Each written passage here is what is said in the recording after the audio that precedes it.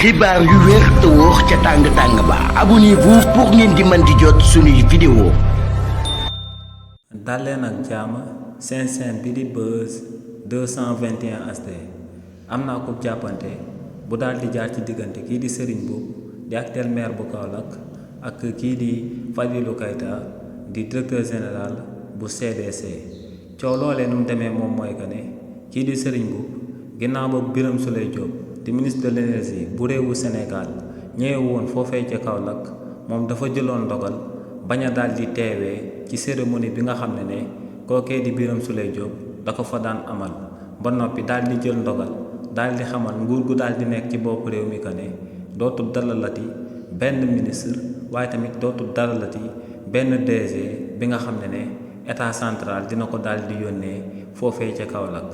lu sabab nag kookee di Serigne Mboup ne mu daal di jël ndogal loolee moom mooy que ne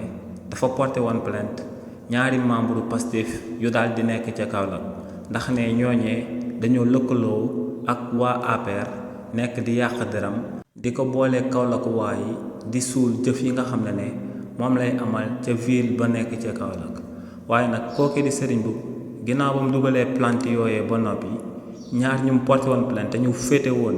ca Pastef Kaolack yoon dalee naa mujjoon a daal di bàyyi ñu dem daal di ñibbi ginnaaw nag ba loolu amee partisan wu Pastef yu daal di nekk ca Kaolack dañoo demoon ci buntu këru Serigne Mboup gi daan manifesté wu di ko daan woon que ne ñoom am nañ ndam ci kawam li ni mel nag moom moo merloo kookee di Serigne Mboup ba ne daal di nay boycotté lépp li nga xam ne Pastef da cee daal di laale wala mu daal di ciy taxe ndax ne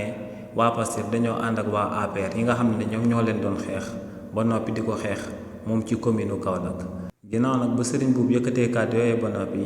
kii di Fadilou Keita daal dina ko ciy tontu kii di Fadilou Keita ne lu leer ba am moom mooy que ne jëfinu Serigne Mboup yooyee du lenn lu dul politique ne kii di Serigne Mboup dafa bëgg a daal di waajal élection locale yi na ma amal en 2027 ci réewu Sénégal ne dafa bëgg a présenté waat bëgg a nekkaat meeru ci Kaolack te ne lu leer ba am moom mooy que ne daa yàq raison boobee ginnaaw ba ko Kaolack waaye wóoloo ba noppi daal di koy dénk mairie ba nee nag lu leer ba am moom mooy que ne argument yi nga xam ne moom la kii di Serigne Mboup daal di joxe ne waa Pastef dañuy lëkkaloog waa APR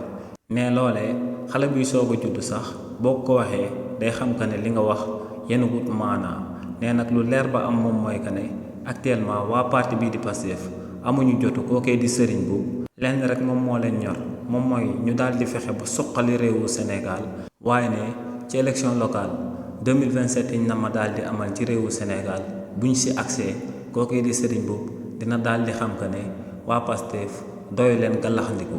xibaar yu wér te wóor ca tàng ba abonnez-vous pour ngeen di mën di jot suñuy vidéo.